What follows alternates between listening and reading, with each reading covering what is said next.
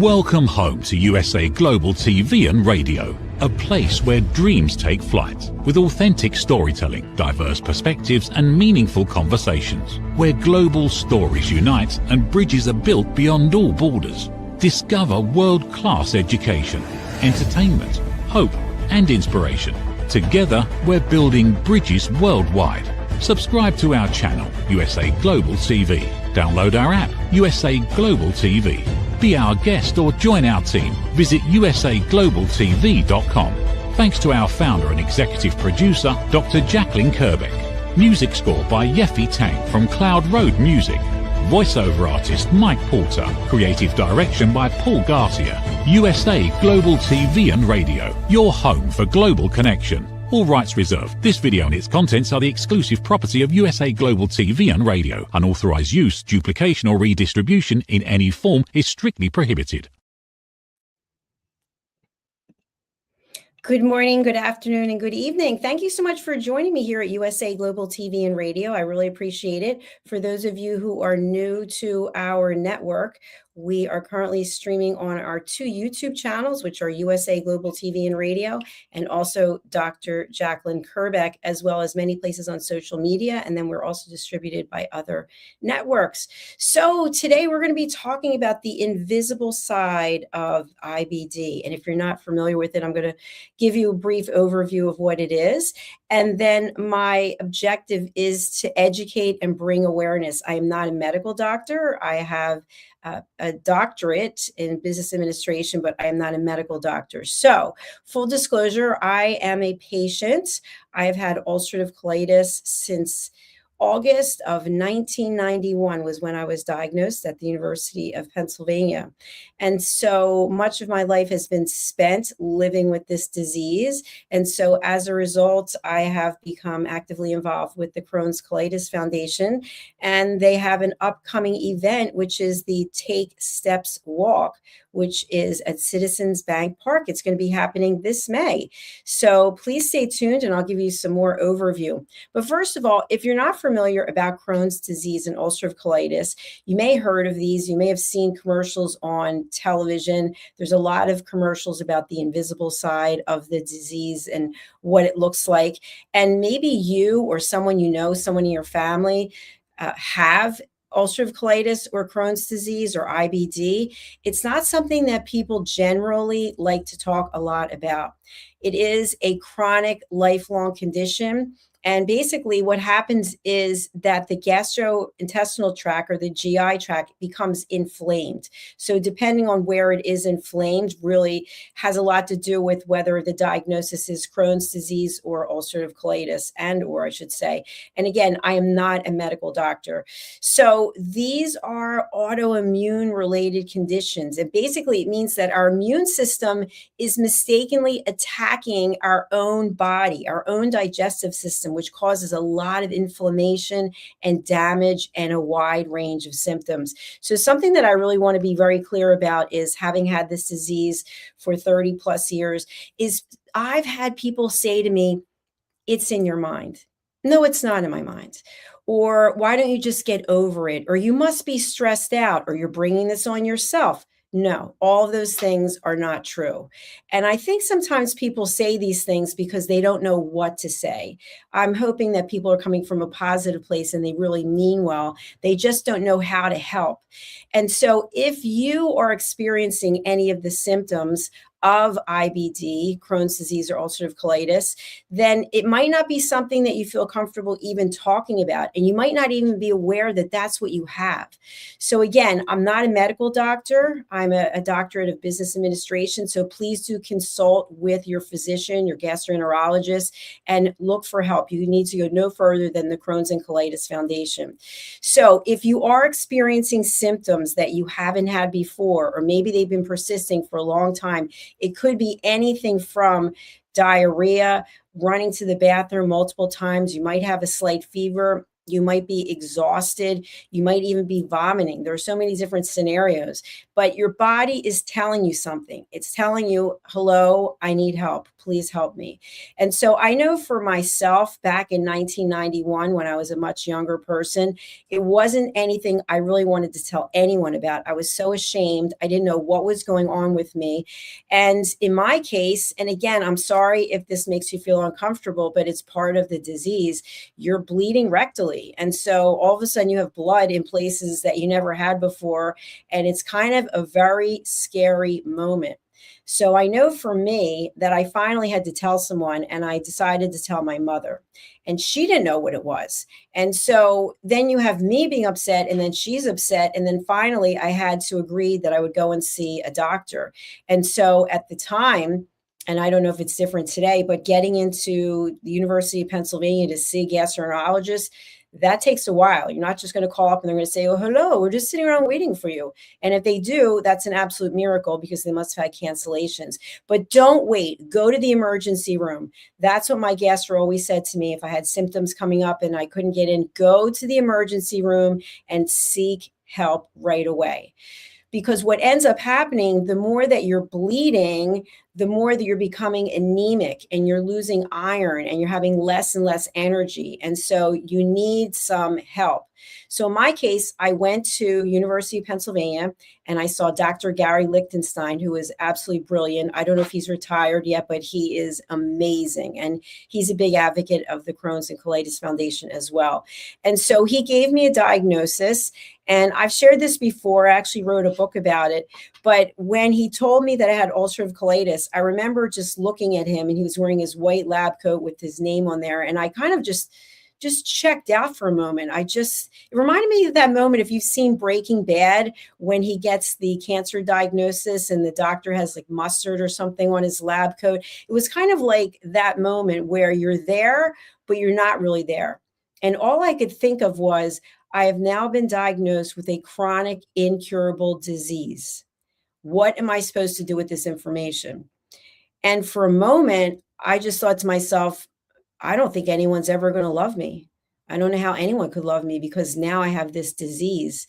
And I'd always prided myself on being attractive and sexy. And I thought, I'm not sexy. I'm not provocative. I'm just disgusting. I actually just labeled myself. And I'll never forget that moment because I've learned and I've grown so much from then. But if you are feeling that way, if this is what you're going through, or if you have a family member who has these symptoms or has a diagnosis and they are feeling these things, they might not even tell you, but the behavior starts to change. So if it's actually happening to you, you may notice your own behavior changing. You may notice that you're no longer accepting invitations to do things, that you're basically timing everything by when you have to go to the restroom. And I know the Crohn's Colitis Foundation has had, at least in the Philadelphia, Delaware chapter, you can find out where the restrooms are in various areas. And that's really important. So the first thing I want to just get out there is, if you're watching this show and you think it's funny, or you think it's disgusting, or you're making judgments, you have to ask yourself, why? Why are you doing that? Why would you judge someone going through a hard time? That maybe hard times come for all of us, right? All of us go through hard times.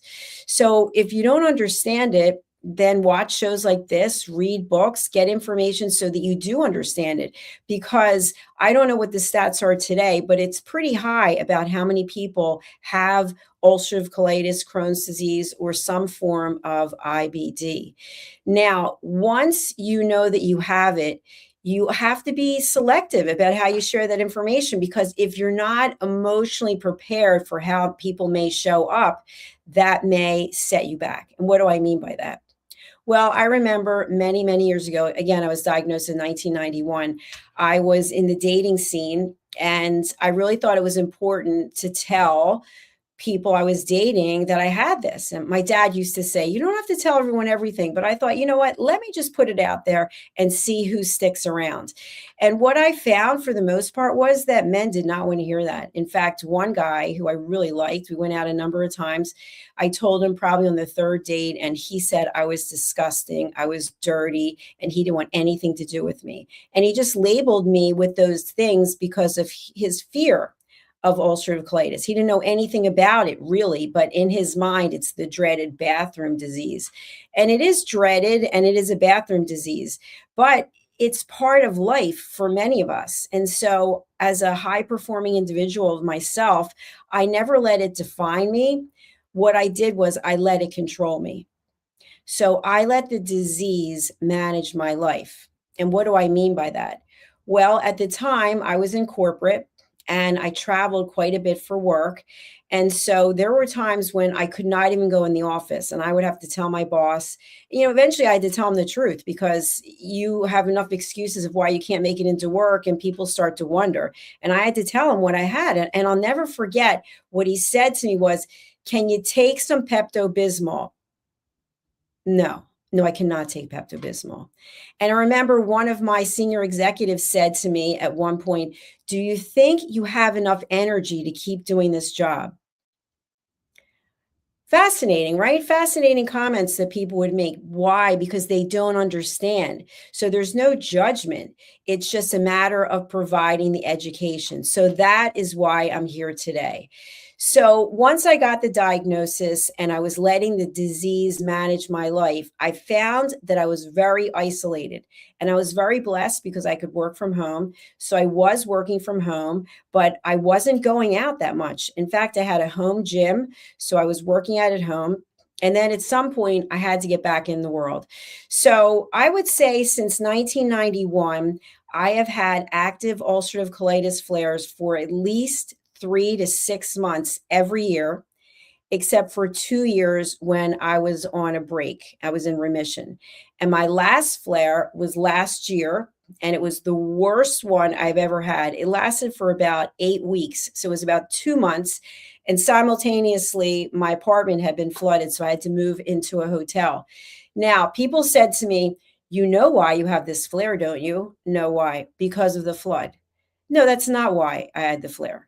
The flare is because I have an incurable chronic disease. And so it shows up when it wants. Does stress make it worse? Sure, but I'm pretty good at managing stress.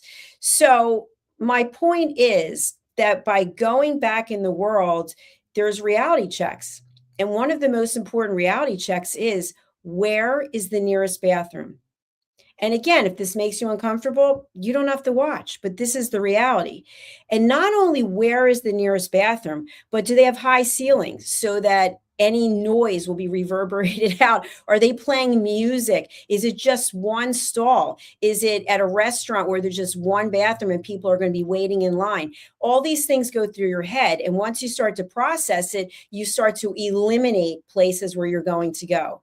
And then if you are someone who's active and you like to be outdoors, I was loving walking, especially during the pandemic. I was on an island with my mother, and really the only exercise aside from my personal gym was to go for long walks, even in the cold weather. And so I would have to map out, where are the bathrooms, their public restrooms, are any of them open? And if they're not, you're not going anywhere. And so ultimately, what ends up happening to most of us, not all of us, is the dreaded accident in public. You literally lose control of your bowels in a public place, and the shame and the embarrassment and the feelings that go along with that, at least for me, pretty much indescribable. They are times in my life I will never forget. But what is most important is I remember the people who stood by me and who helped me, and the people who mocked me. At one point, I was at a restaurant and I was with a couple of people. And so what happened, and they literally got up and left me there.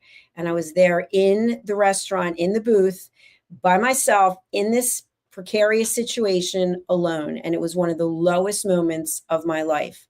But yet, here I am today. I've managed to go on. And so that's why I come here to let you know that if you are someone with ulcerative colitis or Crohn's disease or IBD, you can have a very productive and wonderful life. You have to make choices, of course, lifestyle choices. My latest lifestyle choice is that I have given up sugar and alcohol. And the only alcohol I ever drank since college really is Chardonnay. And I really liked my Chardonnay, having some Chardonnay at the end of the day, just relaxing. But I decided to give it up. So today's day 30. I never did any narcotics. I've never smoked. I have a pretty boring life when it comes to me personally. I think professionally, my life is very exciting. But the fact that I'm in remission and that I've made life choices that are good for me, I'm down 6.1 pounds. My blood pressure is perfect. I used to have to take blood pressure medicine twice a day, and now I'm just taking it once a day. And hopefully I won't have to take it, but I'm not going to just go off it without having a doctor's approval. But you can have a productive and high quality life. Where does it start? It starts with acknowledging that you are not the disease. You have a disease. It's a dis-ease. Okay, all of us are going to have something at some point in our life. That's just the way life goes, right? We have these challenges we have to deal with. So how can you take your challenge and turn it into a positive? Through your mindset. Number one, through your mindset. And number two, by reaching out and getting help. How can you get help? Well, the Crohn's Colitis Foundation is a great way to get help. They have seasoned professionals all across the world. I actually was in Vienna over the summer, and I went for a walk, and there's a placard on the side of the building, Crohn's Colitis Foundation. I took a picture of it. I thought, oh my gosh, they really are worldwide. And so you can get involved by helping other people. And if you are a caregiver, you probably need help yourself. I was a caregiver for my mother. She had dementia, and it was a long 3.5 years. And then she ultimately died of cancer. And that came on very quickly. Within a month, she had passed away. But being a caregiver is a very tough thing to do.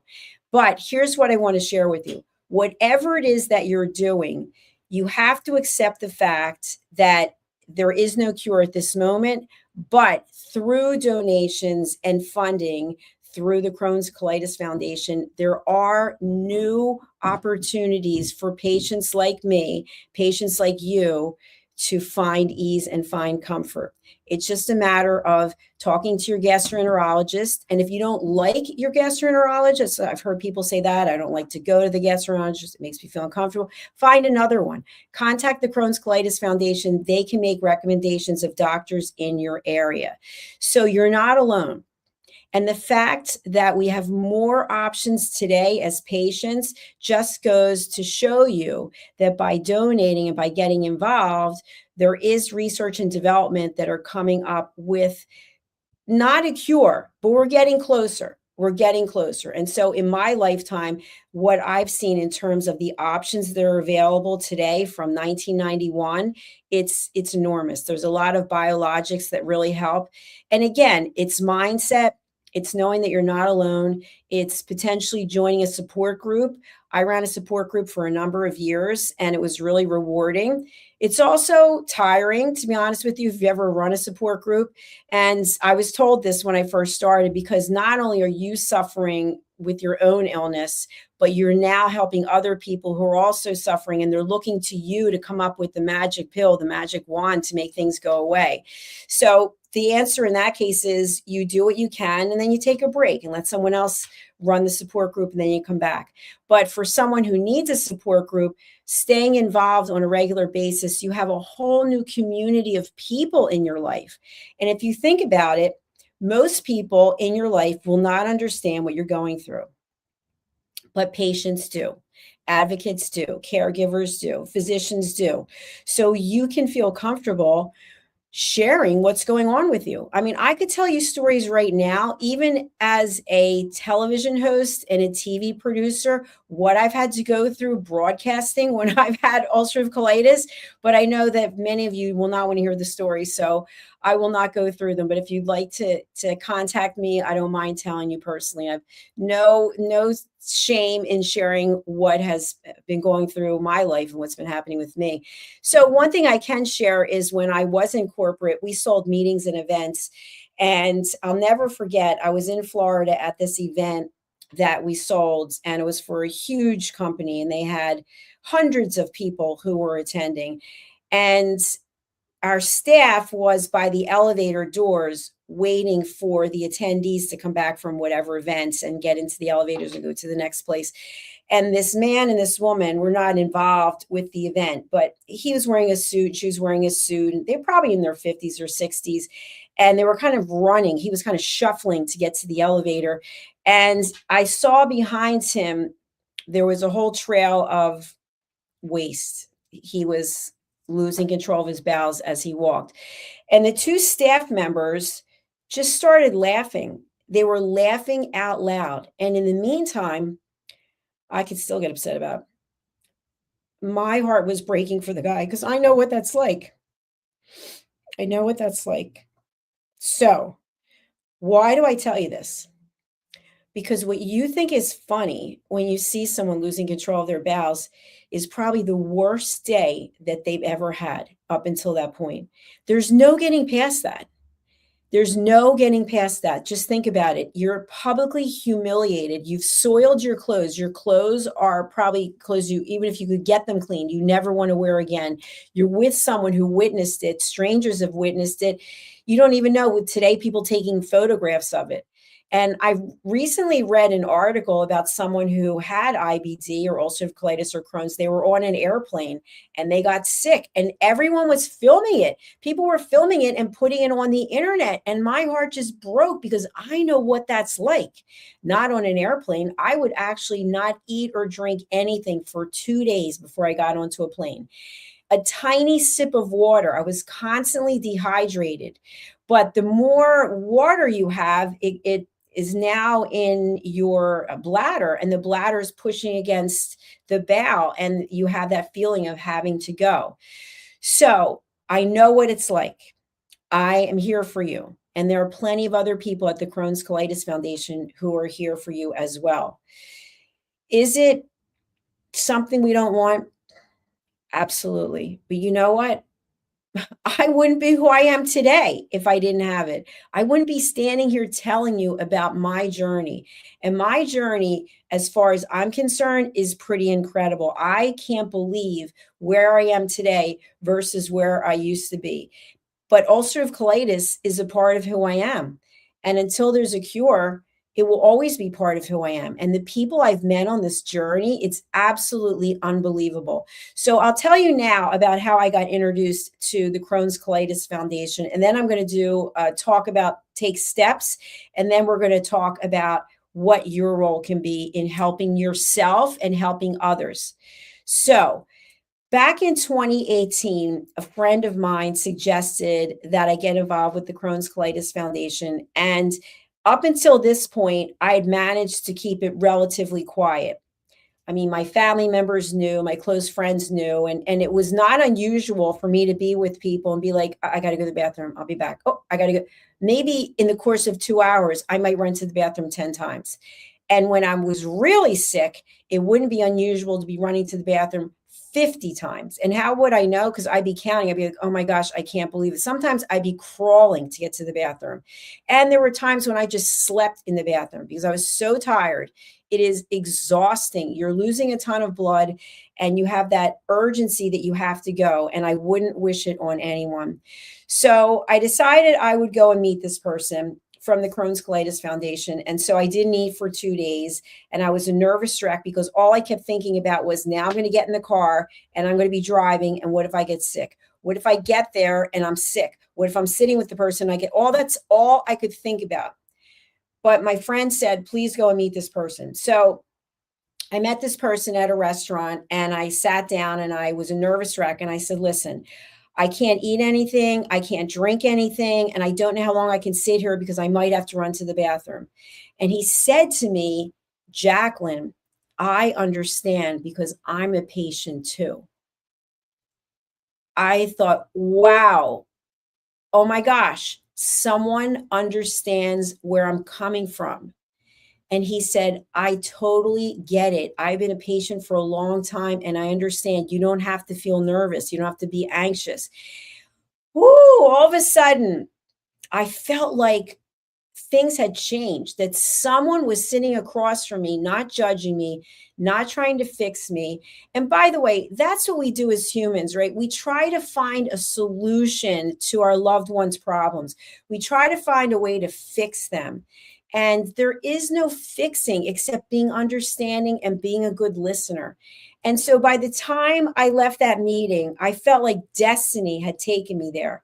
And then I became involved with the Crohn's Colitis Foundation. And I'll never forget the first event I went to. Dr. Neil Nandi was there. I think he's at Penn now. And he welcomed me. I was nervous because I was by myself. We're meeting at a huge stadium. And, where are the bathrooms? Where are the bathrooms? And so he totally understood because he's a gastroenterologist. So there's a level of comfort that you get when you get involved with the Crohn's Colitis Foundation. It's almost like you found your tribe, you found your people. And so I'm now a board member. I've been a board member, I think, since 2019. And the Crohn's Colitis Foundation has a number of events. One of the events is the Take Steps Walk. And so I have a team. I've been involved for a number of years. I don't know how many walks this is. I did take about a year off because after my mother died, I really just needed some time to self-care and get myself back on track. And so the Take Steps Walk this year is May 16th. It's a Saturday night and it's at Citizens Bank Park. And that's in Philadelphia, Pennsylvania, in the United States of America. And if you look at the pictures that are surrounding me, you'll see pictures of various events. Some of them are Take Steps Walk. And then the one right next to me is for my the Evening of Hope Gala with my mother. And then you'll see me in the poopy hat. And then you see my family members at the Take Steps Walk. And so it's really quite a thing when you have people who love you and care about you who are showing up and getting involved. So I'd love to have you join me on my team, whether you can walk in person or whether you can make a donation. And I know there's plenty of places where you can give your money. I donate to other causes as well. But if you think about it, think about someone who right now is being diagnosed with Crohn's or colitis or IBD and how alone they feel. And the fact that the research has brought, the R&D has brought so many new options for patients, and that's where the money goes. So when you make a donation, it actually goes directly to the Crohn's Colitis Foundation. So how can you make a donation? Well, I'm going to actually go and get my link. You can make it through Facebook, which is pretty cool. And you can also go ahead and donate whatever amount of money you feel will work for you. So I'm going to share the link right now. And I'd love to have you donate $5, $10, $15, whatever it is that you feel you can donate, because every dollar really does make a difference. And again, you can donate anonymously. You don't have to put your name. It's not about who makes the biggest donation. It's about all of us coming together. So if you're not making a donation, if you're watching this show and you're not making a donation, ask yourself why. Do you have $5 extra that you could donate? And I personally give a shout out to everyone who makes a donation. If you don't want your name mentioned and you want to be anonymous, that's terrific too. It's not about putting your name out there if you don't want it, but please do consider making a donation and or joining my team, Dr. J's Colitis Crew. So the night of the event, again, May 16th, 2026, you can see it there behind me in Citizens Bank Park. We will be there with our own table, and I'll also be signing books for my newest book, which is My Tummy Hurts. And that is a book to help educate children on the fact that they're no different than anyone else. They're still the same. They just have something that they have to deal with. And talking to children in terms they can understand about ulcerative colitis. So the book is about a little girl named Jackie, and what she goes through with her tummy hurting and to get the diagnosis of ulcerative colitis. So I'll be signing those books at the Citizens Bank Park on May 16th. So if you'd like more information, you can reach out to me directly, and hopefully you know where to find me. I'm very easy to Google and find, but you can also find me on my websites, which are USA Global TV and Radio, and also Dr. Jacalyn. These are our 2 YouTube channels. Please do subscribe. If you're watching somewhere else, like LinkedIn, Facebook, Instagram, on a distributor platform, please go over to YouTube, because YouTube gives us real information about who's watching, how long they're watching, what content is really resonating. And also, YouTube keeps our content up there, whereas Facebook takes it down after 30 days. So again, subscribe to our channels if you would, USA Global TV and Radio and Dr. Jacalyn Kerbeck. Okay, and again, before I log off, if you would please go over to this website. For those of you who are listening on a podcast platform only, the website is Take Steps, TAKESTEPS .CROHN'S Foundation. I'm going to spell that CROHN'S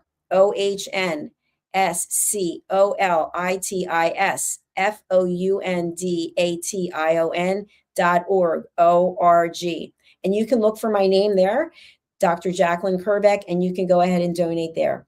Thank you so much for watching. We're going to go over to our sponsors, and we'll be right back after this message with our next program. Stay tuned for another episode of Take Steps next week. Bye for now.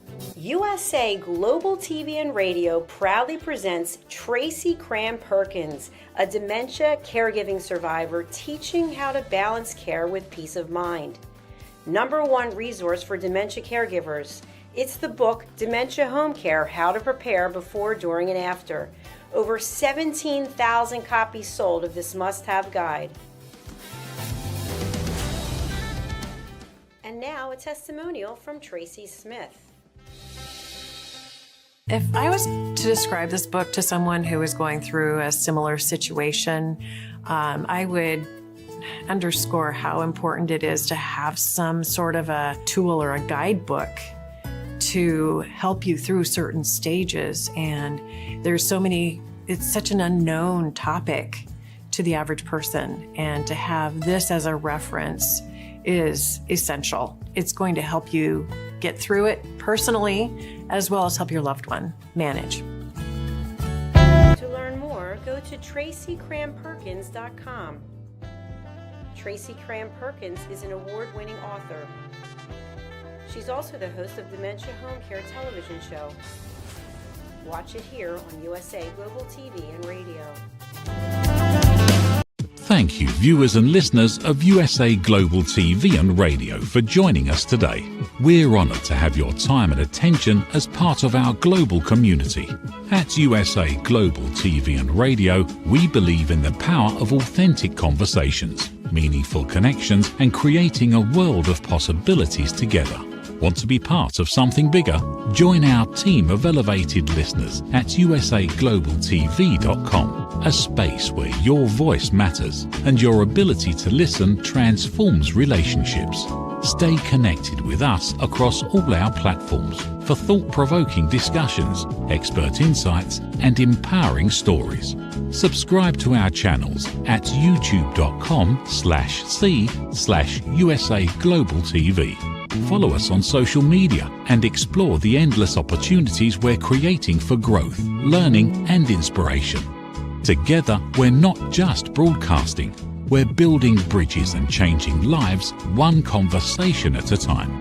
For inquiries, contact us at info@usaglobaltv.com. Produced by Executive Producer and Director Dr. Jacalyn Kerbeck. Voiceover by Mike Porter. Creative direction by Paul Garcia. All rights reserved. Visit usaglobaltv.com to view our full terms and conditions.